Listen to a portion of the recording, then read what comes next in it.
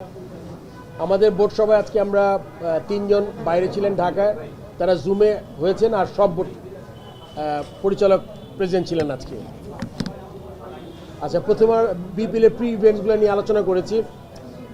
Media launch, theme song আপনারা জানেন, graffiti launch হয়ে গেছে, জায়ান্ট বেলুন একটা ক্রাউডেড লোকেশনে আমরা দিব খুব শীঘ্রই। সোশ্যাল মিডিয়া ইনফ্লুয়েন্সারদের ক্যাম্পেইন আমরা চালু করেছি। মিউজিক ফেস্টে ঢাকা, চিটাগং, সিলেটে ট্রফি ট্যুর হবে একটা, যে বিপিএলে যে ট্রফি, এগুলো আগে করেছি কিনা আমি জানি না, বাট আমাদের এই মিউজিক ফেস্টের টাইটেল স্পন্সর হিসাবে মধুমতি ব্যাংক আসছে, and they are kind enough to pay 5 কোটি টাকার কাছাকাছি, হচ্ছে গুড অ্যামাউন্ট। আর আমরা আলোচনা করেছি আন্ডার-19, আলোচনা না, ডিসিশন হয়েছে আন্ডার-19 যে এশিয়া কাপে যে টিমটা চ্যাম্পিয়ন হয়েছে ওদেরকে প্রত্যেক প্লেয়ার, অফিসিয়াল যারা আছে, পুরো ফুল স্কোয়াডকে পার পার্সন 3 লাখ টাকা করে আমরা প্রাইজ মানি অ্যানাউন্স করেছি। আমাদের মেয়েদের আপনারা জানেন একটা সেন্ট্রাল কন্ট্রাক্ট আছে, ওই সেন্ট্রাল কন্ট্রাক্টের ইন অ্যাডিশন আরও 30টা প্লেয়ার, ছেলেদের যেরকম ন্যাশনাল লিগ যারা খেলে এরকম একটা কন্ট্রাক্টারে আরও 30টা মেয়েদের একটা কন্ট্রাক্ট আনার কন্ট্রাক্টে আনবো। আর মেয়েদেরও উইনিং বোনাস চালু করেছি, এটা নতুন জিনিস। ছেলেদের মতো ছেলেরা আপনি জানেন যে টেস্ট র্যাঙ্কিংয়ের উপরে যেই ছেলেরা বোনাস পায়, 1, 2, 3কে হারালে একটা অ্যামাউন্ট, 5, 4, 5, 6 র্যাঙ্কিং যারা তাদের হারালে একটা বোনাস, সেম মেয়েরা সেম মানে ওরকম করে বোনাস পাবে, বাট টাকার অ্যামাউন্টটা হয়তো বা একটু হেরফের হবে, বাট বোনাস পাবে আর কি। সো মেইনলি এগুলো নিয়ে আলোচনা করেছি। আর আপনারা সবাই জানেন চ্যাম্পিয়ন্স ট্রফি, এটা যদিও আইসিসির মিডিয়া রিলিজ হয়েছে, সো হাইব্রিড মডেল হচ্ছে, এটা আমার আসলে তেমন কিছু নেই, এটা অলরেডি আপনারা পেয়ে গেছেন। সো এখন আপনার যদি কোনো কোয়েশ্চেন থাকে পার্টিকুলার আপনি বলেন, আমি ওইটার অ্যান্সার করছি। 16 তারিখ যিনি প্রধান নির্বাচক তিনি একটা ইঙ্গিত দিয়েছিলেন তামিম ইকবাল ইস্যুতে তারা একটা সমাধান চান, যেহেতু তামিম এনসিএলও খেলেছেন, তামিম ইকবাল ইস্যুতে কোনো ডিসকাস হয়েছে কি?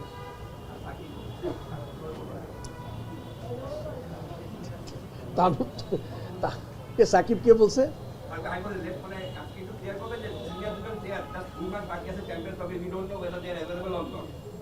আসলে এই ব্যাপারটা আমাদের, আপনি জানেন যে সাকিবের ইস্যুটা it's a totally different issue. এটাতে আসলে নতুন করে কিছু না। আপনি জানেন লাস্ট যেই ওয়েস্ট ইন্ডিজে খেলেছি আমরা, ও যে মেন্টাল স্টেটই ছিল না, খেলার মতো যেতে পারে নাই। এখন সাকিব আসলে এখন বলবে যে কি বিপিএল খেলবে, ওর অবস্থাটা আসলে আমার থেকে কিছু বলতে পারবো না, আমার কাছে কোনো আপডেট নাই সাকিবের ব্যাপারে। তামিমেরটা আসলে আপনার চিফ সিলেক্টর যেই কথা বলেছেন, এখনও কোনো পলিসি নাই। যদি কোনো প্লেয়ার রিটায়ার না করে থাকে আর যদি সিলেক্টররা মনে করে তাকে টিমে দরকার, তখন ওই সিলেকশন কমিটি আসলে ওই প্লেয়ারের সাথে, পার্টিকুলার প্লেয়ারের সাথে আলাপ করা দরকার।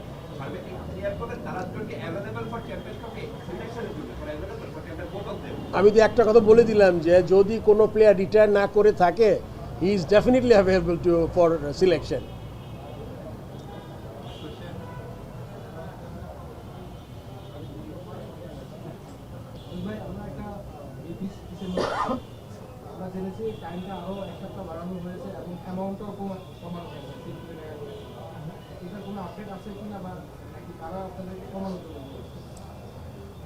আসলে আপনি জানেন আমাদের, বলবো না যে ফাইন্যান্সিয়ালি একটু ডিফিকাল্ট সিচুয়েশন, এটা আমরা সবাই জানি, যেহেতু আমরা সবাই বাংলাদেশে থাকি।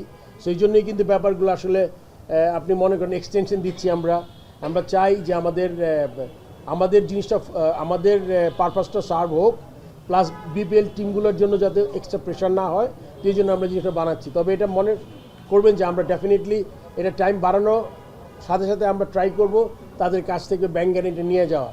আপনি যে আবার আপনি বলেছেন, আপনি জানেন যে আমরা ব্যাংক গ্যারেন্টির অ্যামাউন্টটা কমিয়েছি, বিকজ এই সিচুয়েশনের জন্যই কিন্তু এখন খুব ডিফিকাল্ট, যেটা যাওয়া যাবে। যেমন স্পন্সরের ব্যাপারে, মানে আমি বলবো যে এই সময়ে Madhumati bank was so kind, এত টাকা স্পন্সর আমরা পেয়েছি, এটা উই আর সো হ্যাপি। কিন্তু অন্য ক্ষেত্রে কিন্তু স্পন্সর খুব সহজ হচ্ছে না আর কি আমাদের। এটা আমাদের বোর্ড লেভেল হোক বা বিপিএল এর টিমগুলোর জন্য হোক, এগুলো সব বিবেচনায় এনে আমরা এবার একটু সহজ করার চেষ্টা করেছি সব দিক থেকে।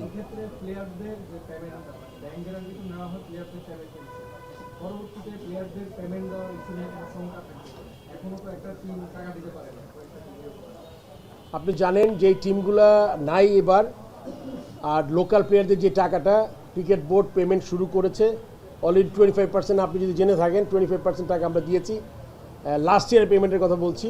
সো এটা ফেজ বাই ফেজ, এটা আসলে বোর্ডের উপরে বর্তায়। সো এটা আসলে বোর্ড আর ফ্র্যাঞ্চাইজি মিলে ডিসিশন করে নেবে কী হবে নেক্সট।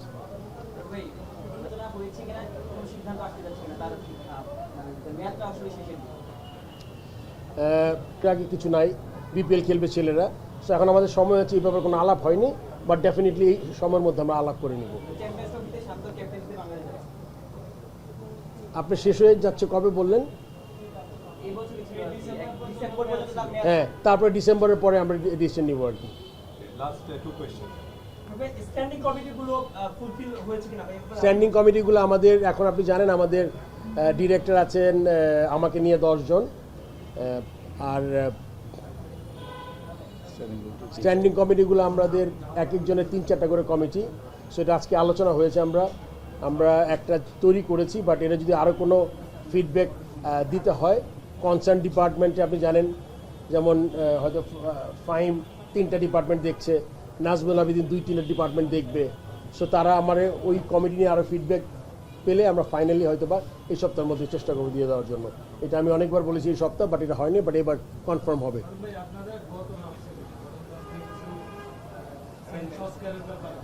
এটা একটা কমিটি কাজ করছে এখন, এটা আসলে কোনো কিছু রিটার্ন আকারে আসে নাই।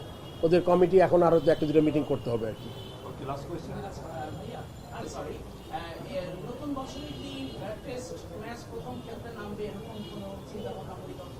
এই মুহূর্তে আসলে এটা আমার কাছে কোনো ইনফরমেশন নাই। এটা হলো ওমেন উইং, আমার মনে হয়, আমি এটা জানি না। তবে আপনি জানেন মেয়েদের ব্যাপারে বেশ কিছু পদক্ষেপ নিয়েছি আমরা। একটু আগে আমি উল্লেখ করেছি যে এদের কন্ট্রাক্টে এনেছি সেন্ট্রালের বাইরেও 30টা মেয়ে, এদের উইনিং বোনাস হবে, তারপর ওদের প্রাইজ মানি উইনিং বোনাস যেটা বললাম আর কি। সো মেয়েদের ক্রিকেটে যে আমরা অনেক জোর দিচ্ছি, আন্ডার-19 খেলছে, ভালো ক্রিকেট খেলছে মালয়েশিয়াতে। সো মেয়েদের ক্রিকেটটাকে আমাদের একটা প্রায়োরিটির আছে। এটাতে আমাদের যত জিনিসগুলো করা যায়, ফ্যাসিলিটি থেকে শুরু করে মানে স্যালারি ইনক্রিজ, এগুলো সবই আমরা আজকে আলোচনা করেছি। হয়তো বা নতুন বছরে আরও কিছু স্যালারি ইনক্রিজ হবে। এটা তো শেষ হয় না, আলোচনার পর্যায়ে আছে বললাম। নেক্সট, হ্যাঁ, এটা চিকিৎসা সহায়তা দিয়েছি। আগে যা প্রমিস করেছিল আগের বোর্ডে, ওইটা আমরা ফুলফিল করছি।